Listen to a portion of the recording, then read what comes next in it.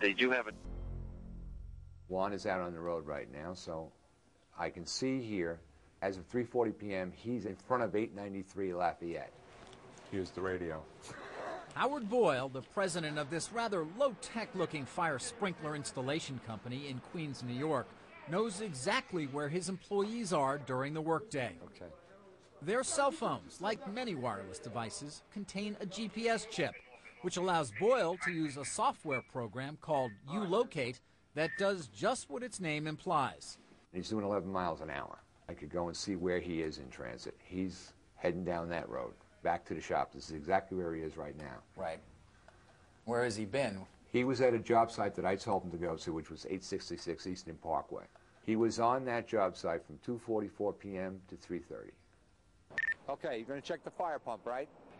Boyle says he's never told his employees they're being tracked, but he suspects they know, since Boyle has an uncanny ability to know exactly where they are or where they've been. Boyle's software can tell him the minute-by-minute whereabouts of any employee for months back. Did you think about telling the guys? If I thought it was a privacy issue, I might have. It's not a privacy issue.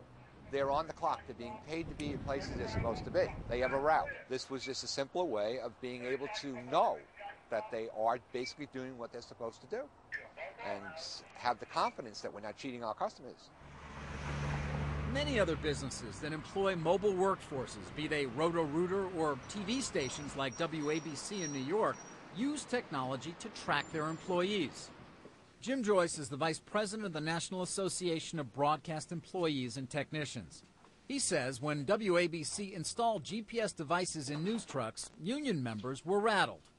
We were concerned about privacy issues and how this information might be used to monitor the employees in a Big Brother situation, that they would use the device to monitor and criticize routes that our ENG drivers took to get to stories, how long it took for them to get between assignments, the frequency and duration of personal breaks. It isn't just at work. If your personal cell phone is on, even if it doesn't have a GPS chip, you can be tracked. Kevin Bankston is an attorney for the Electronic Frontier Foundation, a nonprofit that defends civil liberties from the encroachment of technology. Many people don't realize that whenever your cell phone is on, the cell phone company is receiving information about your location, in many cases quite detailed information. Not only can they track you in real time using this information, they are also storing all of that information about where you have been when your cell phone is turned on, information that the government or even private litigants could get at. You can, of course, turn your cell phone off, or even choose not to have one. But it is getting harder and harder to venture out in public without being watched. Practically everything you do in public is being recorded somewhere or in some fashion.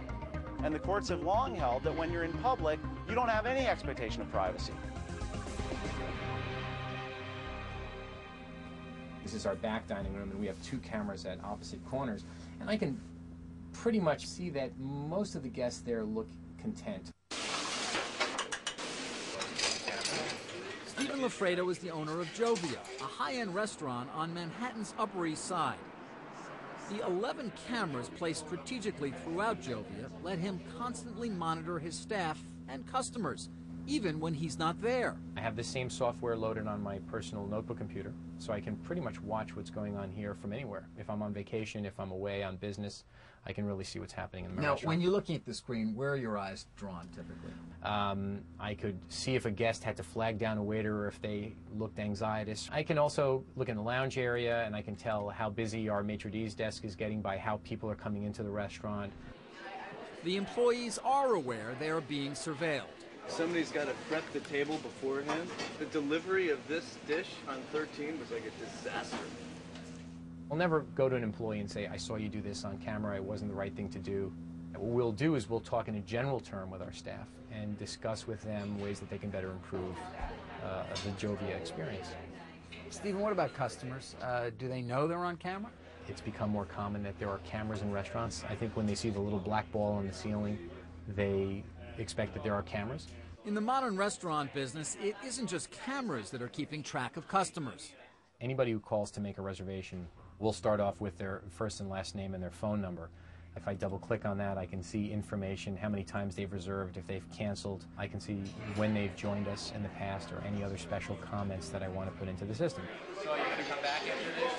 If I make a note that it's your birthday, or if they're a difficult guest, perhaps, Really? and they had a even complaint. put that note in there? We might put a code like that in. You know, we could certainly put in codes that say that the person might be very selective about the type of table they get, or whether or not they want to sit in the front or the back room. So the menu offers a lot of different variations. While restaurants have only recently taken to surveillance, retailers have a long history of it.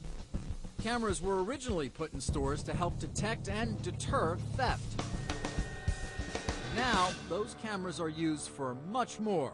Here we see a customer that's entered an aisle. He sort of moves from display to display, and he's clearly looking for something, but he's not taking anything off the shelf. Marianne McDonough is the Vice President of Global Marketing for Verichip Systems. The software company has made once dumb cameras smart. Its technology is used by giant retailers such as Home Depot and Target to analyze customer movement as it's occurring in order to... That's an alert right there. What that red circle means is that this guy has now dwelled in this particular aisle beyond the period of time that this retailer is comfortable with. And that alert says to somebody in customer service, go send somebody now to say to this guy, can I help you find something? And so when I walk into a store that has your system in and has cameras, as every store does now. Absolutely. They count me, then they watch me if I'm sort of loitering in an aisle, and then they also know if I buy anything, I guess. That's correct. It's a surveillance tool that McDonough says CEOs are learning to love. The CEO actually watches video. He's got the system in his office, and he looks into all the different stores and what's going on. It's one thing to get a report delivered to your desk that says, you know, here are the peak times. It's another thing to actually watch that peak time activity happening. Verichip's system is only in its infancy. In time, there's no telling what a retailer will know about you once you enter a store. I would say the sky's the limit in terms of the amount of things that we can do, and the more we understand about behavior, the better the solutions get, and the more intelligence they'll provide to retailers over time. The retailers, do they draw a line in terms of how much they want to know about their customers' behavior? Are they concerned at all in terms of privacy or something like that? Our job as a vendor is to provide solutions for them to really do the things that they need to do, and it's up to our individual customers to sort of walk that line between, you know, transparency and privacy. As is often the case in the emerging surveillance society, law enforcement is a key beneficiary. Cameras using Verichip technology at this Home Depot in Jacksonville, Florida, played a crucial role in the conviction of a suspected murderer.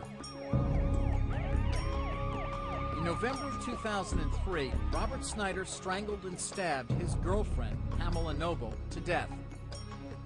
Noble was found buried in the woods near Snyder's trailer. A shovel, like this one, was found at the murder scene. A decal on it indicated it was bought at Home Depot. Security cameras at the store showed Snyder buying the shovel. They went back and matched up the times that it was purchased with our register cameras, and we were able to actually view that and see the shovel being purchased. And from there, the police were able to identify the suspect. That videotape was used as evidence at trial. In April 2005, Robert Snyder was convicted of first-degree murder. He was sentenced to life in prison, where there are plenty of security cameras.